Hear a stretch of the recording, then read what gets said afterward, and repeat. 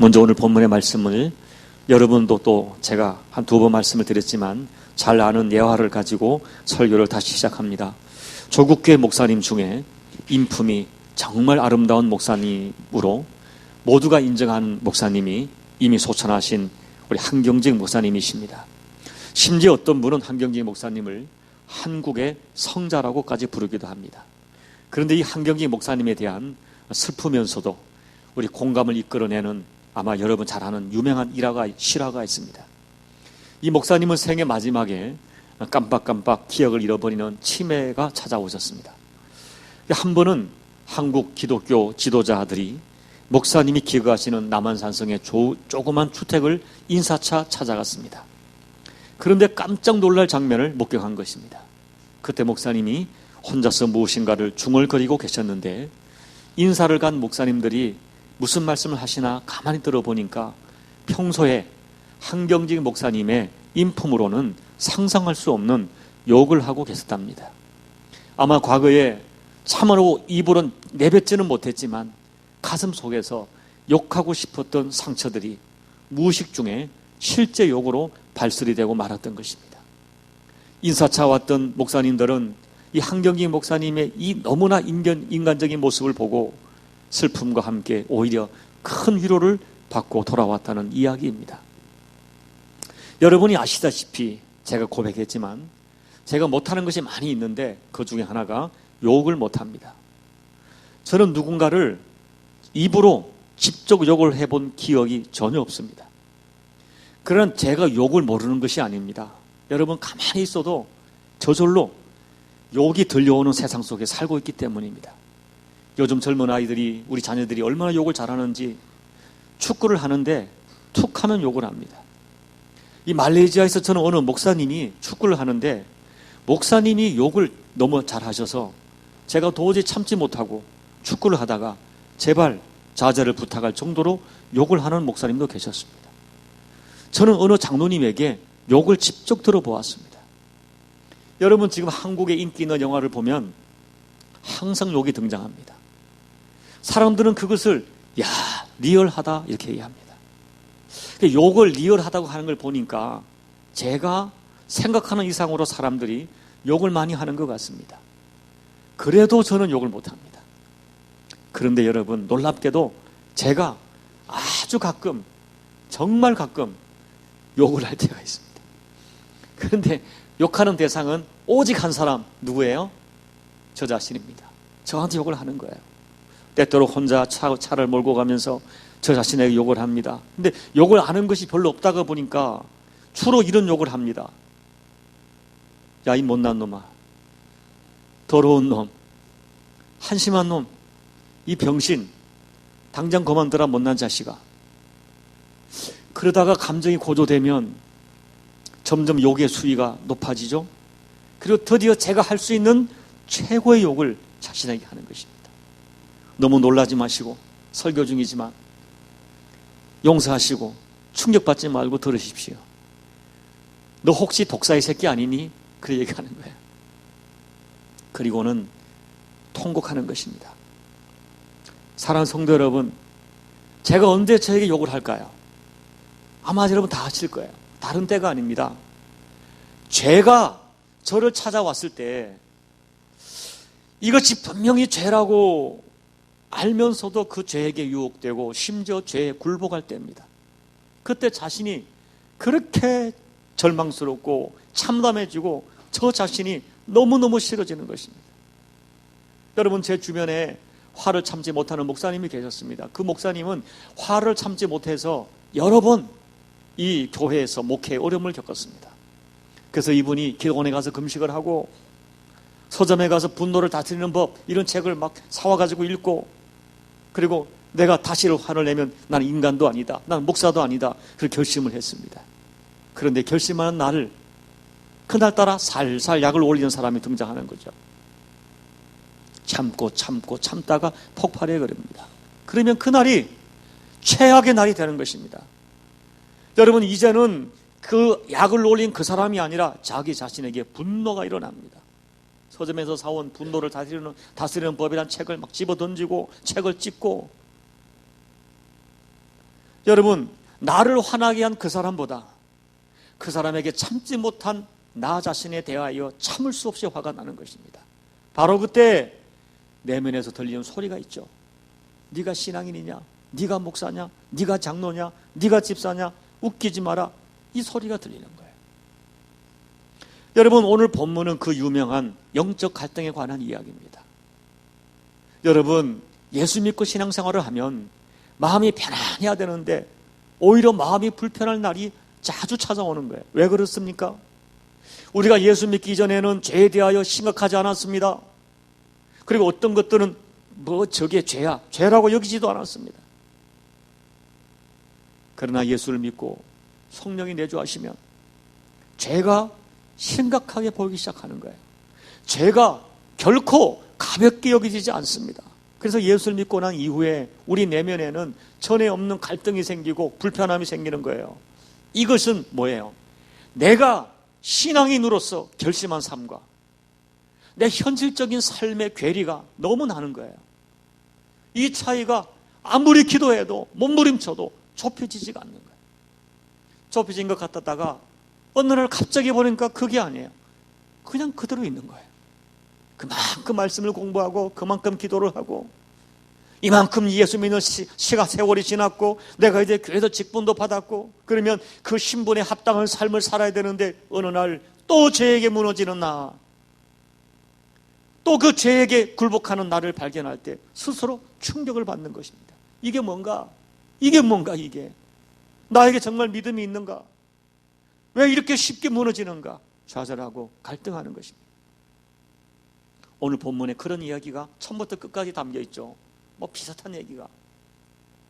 오늘 본문 7장 7절부터 25절까지 나라는 1인칭이 34번 사용됩니다. 이건 뭐예요? 그만큼 나와의 싸움이 치열하다는 뜻이죠. 그러면 여기에 나가 누군가? 많은 학자들이 이것을 생각을 합니다. 이것은 이 글을 쓴 바울의 이야기인가? 아니면 제3자의 이야기인가? 논란이 있지만 대개 학자들은 바울 자신의 고백으로 봅니다. 그러면 그 다음에 더 중요한 것은 이 바울의 고백이라고 칠 때에 도대체 이게 어느 시점의 이야기냐는 거죠.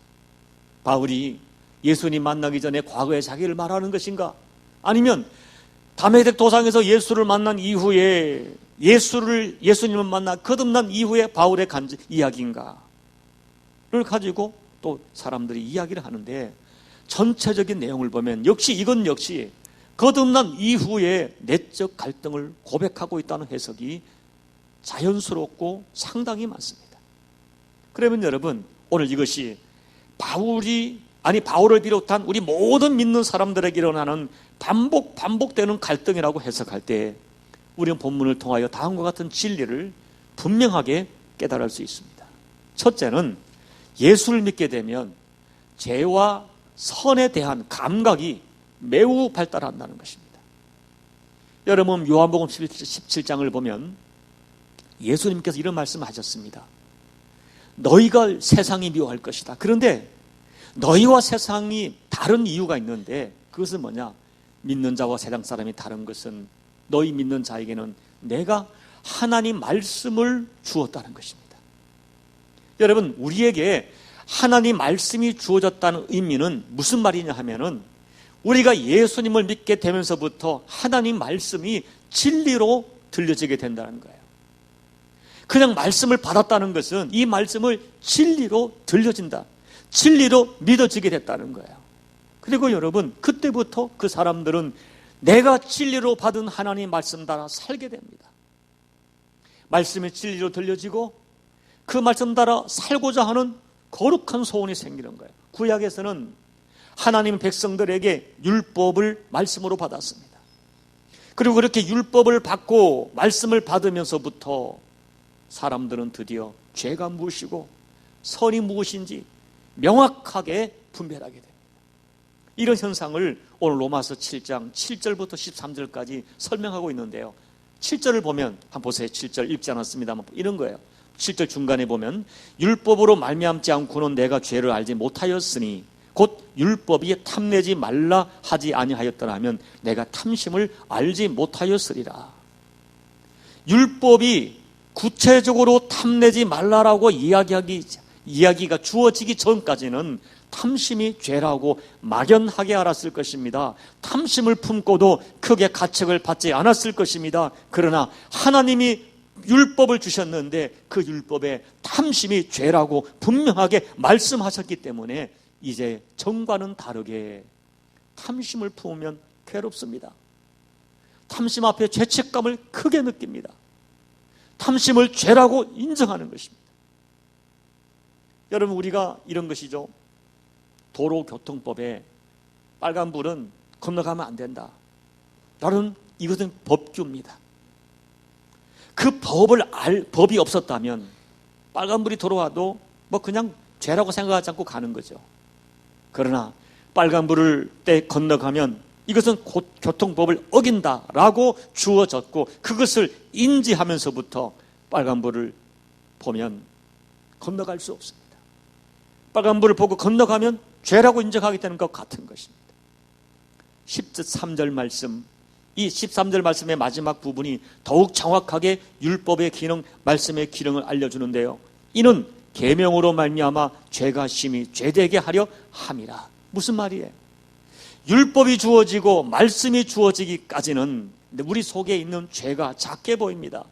그러나 율법을 받고 말씀을 진리로 받으면서부터 죄가 명확하게 보이고 전과 다르게 죄가 강력하게 내게 인지되기 시작하는 거예요. 그리고 내 속에서 죄를 거부합니다. 죄를 지면 괴롭습니다. 견딜 수 없습니다. 이런 현상을 여러분 오늘 15절부터 끝까지 얘기하는 거예요. 이런 현상을 15절에서는 미워하는 그것, 16, 19절, 20절에서는 원하지 않는 것으로 표현합니다. 다시 말하면 말씀을 하나님 말씀으로 받게 되면 죄를 미워하게 됩니다. 그 죄를 원하지 않게 됩니다. 이런 현상은 하나님 말씀을 받은 사람에게 반드시 나타나는 현상입니다. 그것만이 아니죠. 여러분, 말씀 진리로 받으면 다만 말씀을 따라 죄를 거부하는 것이 아니라 거룩한 소원을 갖게 돼요. 우리가 예수를 믿고 하나님의 자녀가 되면 하나님 말씀을 대하는 태도가 완전히 달라집니다. 그것이 뭡니까? 여러분, 그때부터 하나님 말씀을 14절 신령한 것으로 받습니다. 16절 선한 것으로 신하여 받아들입니다. 그리고 그때부터 15절, 18절, 19절, 21절, 22절을 고백처럼 그 말씀대로 살기를 소원하게 되는 것입니다. 원하게 돼. 내가 원하는 바 말씀을 선으로 인정하고 말씀을 대로 살고 싶은 소원이 생기는 거예요. 여러분, 정리하면 율법을 알고 하나님 말씀을 진리로 받게 되면 죄와 선을 뚜렷하게 분별하게 됩니다. 그래서 죄는 미워하게 되고 선은 사모하게 됩니다. 여러분, 분명하게 말씀을 드립니다. 저와 여러분이 예수님을 영접하고 성령이 내주하시게 되면 영의 눈이 새롭게 열립니다. 어떻게 되느냐? 방금 말씀드린 대로 특별한 은혜를 받는데 그 은혜가 뭐예요? 다름이 아닌 선악을 분별하는 거예요. 죄를 거부하는 거예요. 선을 행하고 싶은 거예요. 죄를 미워하는 거예요. 선을 간절히 행하고 싶은 소원을 갖게 되는 것입니다. 이것이 은혜입니다. 그래서 오늘 로마서 7장 등장하는 나는 바로 이런 은혜를 체험한 사람입니다. 이 말씀을 받았기에, 하나님을 알았기에 죄를 미워하게 되고 선한 것을 소원하게 됩니다. 뚜렷한 이런 현상이 찾아오는 것입니다. 두 번째, 오늘 본문이 주는 진리가 뭡니까? 그런데도 예수 믿는 사람에게 전에 없던 갈등이 심각하게 작동하게 된다는 것입니다. 여러분, 오늘 바울이 오늘 전체에서 말하는 것이 뭡니까? 이렇게 하나님 말씀을 진리로 받고 선악을 분별하고 한편으로는 죄를 미워하고 한편으로는 선을 소원하며 살던 이 사람이 굉장히 중요한 것을 깨닫게 됩니다. 21절 말씀 보면 내가 한 법을 깨달았노니, 내가 한 법을 깨달았다. 하나님 말씀을 진리로 받아 죄를 미워하고 선을 소원하며 살던 이 사람이 매우 중요한 법을 깨닫게 됩니다. 그것이 뭡니까? 내가 소원하는 대로 되어지지 않는 것입니다. 내 이 육신이 내 영혼의 소원만큼, 내 마음의 소원만큼 움직여주지를 않는 것입니다. 심지어 내가 하려고 하는 선은 행하기 어렵고, 내가 거절했던, 내가 미워하는 그 죄, 그 악을 나도 모르게 행하게 되는 자기의 실존을 깨달았다는 것입니다. 그래서 이게 뭐냐고 갈등하게 되고 죄책감이 찾아와 괴롭고 낙심이 되고 그 다음에 좌절이 오는 것입니다. 여러분, 우리 한 가지를 구별해야 됩니다. 믿지 않는 사람도 양심이 있습니다. 양심의 괴로움을 느낍니다. 그런데 여러분, 양심이란 것은요, 시대마다 다르고 문화마다 다릅니다. 우리 문화권에서 드리는 양심이 다르고요, 저쪽 문화권에 있는 양심이 다릅니다. 그래서 이 인간의 양심은 인간의 도덕, 인간의 교육, 인간의 문화가 기준입니다. 그래서 양심은 시대마다 다르고 지역마다 다를 수 있습니다. 그리고 결국 인간의 양심은 자기가 기준이기 때문에 얼마든지 상황에 따라 어쩔 수 없었다고 죄를 합리화할 수 있습니다. 그러나 여러분, 양심의 갈등과 죄 때문에 겪는 갈등은 본질적으로 다릅니다. 여러분, 주님이 내 영혼에 돌아오신 이후에, 성령이 내주하신 이후에, 내가 하나님 말씀을 진리로 받은 이후에 죄 때문에 겪는 갈등은 절대로 합리화되지 못합니다. 여러분이 그런 얘기하죠. 인간의 양심은 마비될 수 있다. 마비됩니다. 그러나 내 안에 계신 성령님은 절대로 마비되지 않습니다. 내가 죄를 회개할 때까지, 죄를 토할 때까지, 죄를 포기할 때까지 성령님은 내 안에 탄식하십니다. 신음하십니다. 나를 갈등하게 하십니다. 이것이 거룩한 갈등이죠. 그리고 이 갈등이 죄와 관련되어 있기 때문에 우리는 이런 갈등을 죄책감이라고 부르기도 합니다. 그런데 이런 갈등을 겪으면서 바울은 굉장히 중요한 진실을 발견하게 되죠. 17절 말씀을 보십시오. 이제는 이것을 행하는 자가 내가 아니요 내 안에 거하는 죄니라. 또 21절을 보면 그러므로 내가 한 법을 깨달았노니 선을 행하기 원하는 나에게 악이 함께 있는 것이라. 내가 원하지 않는 것을 자꾸 행하는 것은 내가 아니라 내 안에 다른 강력한 세력이 있다는 것입니다. 여러분, 이것은 죄를 짓는 것은 내가 아니라 내 안에 있는 죄라고 하는 강력한 세력이 있어서 나를 자꾸 죄를 짓게 한다는 것입니다. 여러분, 이것은 바울이 지금 죄를 변명하는 것이 아니라 나도 모르게 죄가 나를 지배하고 내가 원하지 않는데 죄가 나를 압도한다는 뜻입니다. 여러분, 여기서 우리는 중요한 한 가지 진리를 알아야 됩니다. 많은 성도들이 이렇게 오해를 합니다. 구원은 전적으로 하나님의 은혜로 받는다. 우리가 구원 받는데 인간의 행위는 전혀 기여하지 못한다. 우리는 오직 예수 그리스도께서 십자가에서 흘리신 대속의 피를 믿음으로 구원받음을 믿습니다. 구원은 나의 행위가 아니라 100% 예수님이 행하신 대속의 은혜로 구원받음을 믿습니다. 그런데 여러분, 그 다음 구원받은 이후에, 우리가 의롭다움을 받은 이후에 삶을 살아가는 성화의 문제에 있어서 우리는 자꾸 착각을 합니다. 성화는 내가 할 수 있다고 생각합니다. 아니, 성화는 내가 이루어야 한다고 생각합니다. 구원은 내가 내 행위로 이룰 수 없지만 성화는 내 행위로 이룰 수 있다고 생각합니다. 그래서 성화를 이루려고 몸부림치고 발버둥을 칩니다. 그런데 여러분, 몸부림치면 칠수록 성화를 이룰 수 없는 자기의 수준을 뼈저리게 확인하게 됩니다. 안 되는 것입니다.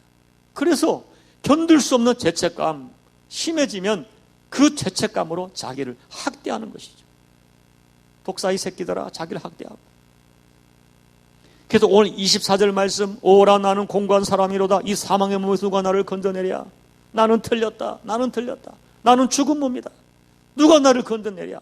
도저히 자신의 힘으로 성화를 이룰 수 없는 자신을 발견하고 처절하게 절망하고 절규하는 것입니다. 사랑하는 여러분, 우리는 꼭 아셔야 됩니다. 우리의 힘으로 구원의 칭의가 불가능한 것처럼 성화도 우리 힘으로, 우리 능력으로 불가능합니다. 내 소원대로 되지 않습니다. 아무리 소원해도 안 됩니다. 이것이 바울이 발견한 중요한 발견입니다. 내가 스스로 노력하여 어느 정도 거룩하여질 수 있다고 생각한다 하는 것은 우리 인간의 본성을 전혀 모르는 무지에서 나오는 착각이다. 그러므로 이 지독한 우리 내면의 싸움에서 승리하는 비결은 내 안에 강력히 역사하는 죄라는 세력과의 전쟁은 내 힘으로 승리가 불가능하다 하는 현실을 인정하는 것입니다. 이것을 바울은 오늘 우리가 묵상한 말씀에서 매 구절마다 강조하는 것입니다. 내 힘으로 안 된다. 내 힘으로 안 된다. 아니 나는 원하는 선을 행치 않고 원치 않는 악을 행하는 것이 내 실존이고 내 수준이다. 계속 고백하는 것입니다. 그렇기 때문에 여러분 24절 말씀 오호라 나는 공고한 사람이로다. 이 사망의 몸에서 누가 나를 건져내랴. 이 탄식은 오히려 눈에서 영적인 비늘이 벗겨진 사람만이 할 수 있는 말입니다. 여러분 대부분의 신앙인들이 자신은 괜찮은 사람이라고 생각합니다. 그러다가 죄와의 싸움에서 자기 자신의 진짜 모습을 발견하고 절망하기 시작합니다. 여러분 그렇기 때문에 오늘 이 오라 나는 공고한 사람이다 이 고백은 죄와 싸워본 사람만이 할 수 있는 고백이죠. 이 고백을 할 수 있는 사람은 자기 자신에게 절망하는 사람은 죄와의 거룩한 싸움을 하고 있다는 역설적 증거가 되는 것입니다. 자신의 실체를 제대로 들여다볼 수 있는 것, 이것은 죄와의 싸움을 해본 사람만이 할 수 있는 고백이죠. 그래서 하나님의 은혜를 입은 사람만이 오라 하고 자기 죄를 볼 수 있습니다. 오늘 바울이 그런 고백을 하는 것입니다. 죄와 갈등하면서 야 나는 틀렸다. 이 고백은 다시 말씀을 드리지만 죄와의 거룩한 싸움을 해본 사람만이 할 수 있는 고백인 것입니다. 그러므로 이 절망은 이 갈등은 오히려 그 사람이 영적으로 성숙한 사람이요 그 사람이 영적으로 살아있다는 강력한 역설적 증거가 되는 것입니다. 세 번째, 진정으로 자기를 절망한 사람은 절대 자기 포기로 이어지지 않습니다. 여러분 잘 아시는 이 불교계에 제가 작년에 그 절 이름 갑자기 생각이 안 나네요. 하여튼 절이 갑자기 생각이 안 나요. 그게 성철 스님이 있던 절을 갔었어요. 근데 불교의 거인인 이 성철 스님, 잘 알죠? 우리가 상상할 수 없는 고행을 했습니다. 정말 몸부림치며 수도를 했습니다. 근데 그분이 자기 인생을 마감하면서 했던 유명한 말이 있죠. 나는 이 평생 허다한 남녀의 무리를 속였다. 그리고 내 죄가 수미산보다 더 높다고 했습니다. 이 수미산은 불교에서 상상 속에 있는 가장 높은 산입니다. 여러분, 내가 죄인이다. 나는 수많은 사람을 속였다. 내 죄가 수미산보다 높다라고 깨달은 것은 대단한 도를 깨달은 것입니다. 그러나 문제는 그것으로 끝나버렸습니다. 오늘 본문으로 말하면 나는 틀렸다. 공간 사람이다. 나는 죽은 몸이다. 로마서 7장으로 끝나버린 것입니다. 여러분 우리 기독교가 로마서 7장으로 끝나버리면 우리도 비참한 인생이 되었을 것입니다. 그러나 오늘 본문은 마지막 25절이 자기의 절망으로 끝나지 않습니다. 여러분 바울은 끊임없이 매절마다 절망하고 좌절하고 낙심하다가 오라 나는 공고한 사람이라 이 사망의 몸에서 누가 나를 건져낼까 탄식하는데 이 탄식은 막연한 탄식이 아니라 어떤 소망과 변화를 간절히 바라는 소망을 담아 나오는 탄식입니다. 그리고 마지막 25절에서 우리 주 예수 그리스도로 말미암아 하나님께 감사리로다. 그런즉 내 자신이 마음으로는 하나님의 법을 육신으로는 죄의 법을 섬기노라.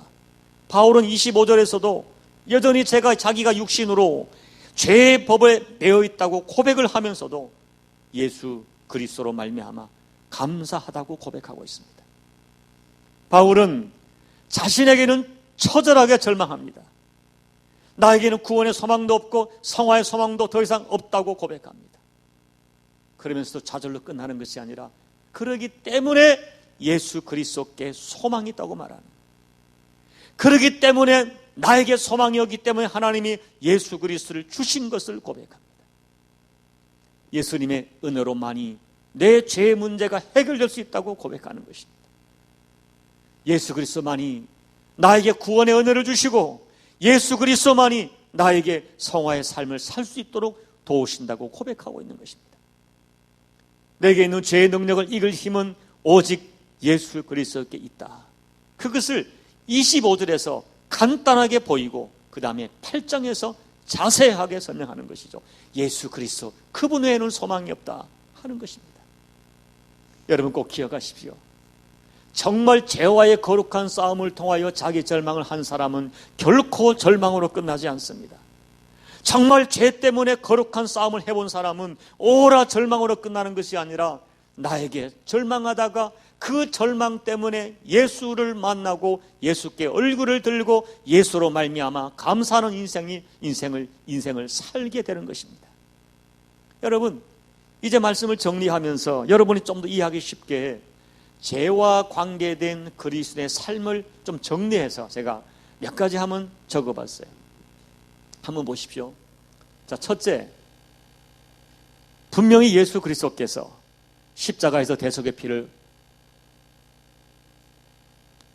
로 말미암아 우리의 모든 죄가 용서받았습니다. 여러분, 분명히 예수 그리스도가 십자가에서 흘리신 대속의 피로 말미암아 우리 모두 죄가 용서받았습니다. 둘째, 그럼에도 거듭난 사람에게는 죄를 이기고 거룩하게 살고자 하는 강력한 욕구가 소망이 분명하게 있죠. 거듭난 사람에게는.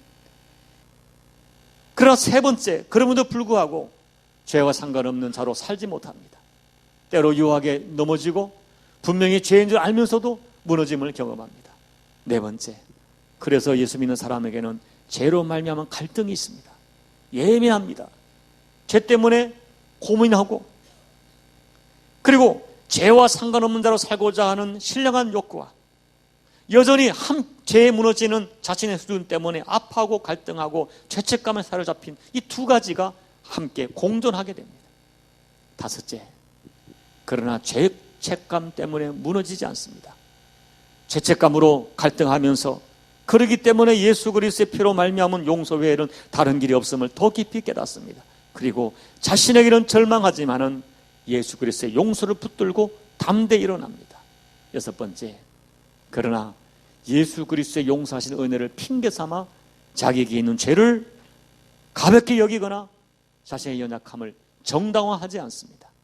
7번 넘어져도 8번 주님의 은혜를 확신하며 다시 일어나지만 그때마다 죄 때문에 아파하고 통회하고 주님 오시는 그날까지 죄와의 거룩한 싸움을 계속해가는 것입니다. 이것이 오늘 로마서 10장에서 바울이 말하는 핵심적인 진리입니다. 여러분, 이제 말씀을 마칩니다. 여러분은 여러분의 죄 때문에 얼마나 절망해 보셨습니까? 오늘 본문에서 바울은 두 가지 정직한 고백을 절규하듯 합니다. 하나는 나는 공고한 사람이다. 나는 틀렸다. 나는 도저히 선을 행할 수 없다. 나는 죽은 몸이다. 사망의 몸이다 하는 탄식이고, 하나는 이 사망의 몸에서 누가 나를 구원하랴. 하나님 살려주십시오. 내 힘으로 안 되니 하나님의 은혜로 나를 살려주십시오. 탄원하는 것입니다. 다시 말하면 바울의 고백은 자신의 상태를 진솔하게 인정하는 고백만이 아닙니다. 자기의 상태에 정직하면서도 이대로 살기를 원하지 않으니 이 사망의 몸에서 나를 살려주십시오. 절규하듯 살려달라고 간절함에 담겨있는 고백을 드리는 것입니다. 여러분, 잊지 마십시오. 로마서 7장의 절규와 갈등이 없는 사람은 로마서 8장의 영광도 깨닫지 못합니다. 여러분, 부디 죄와의 싸움을 통하여 자신에 대하여 절망해 보십시오. 자기에게 정직하게 한번 자기 자신에게 정직해 보십시오. 여러분, 한번 거룩한 죄책감으로 몸부림쳐 보십시오. 그때 여러분에게 예수 그리스도의 십자가 은혜가 얼마나 소중한지, 아니 예수님의 십자가가 없다면 얼마나 나는 소망이 없는 사람인지 예수님의 십자가가 절대의 진리로 경험되게 됩니다. 그때 살아계신 성령님이 내게 실지 않은 능력으로 여러분의 도우시는 도우심을 경험하게 됩니다. 이 신령한 은혜가 여러분 모두에게 꼭 허락되시기를 살아계신 예수님의 이름으로 축복합니다. 기도드리겠습니다.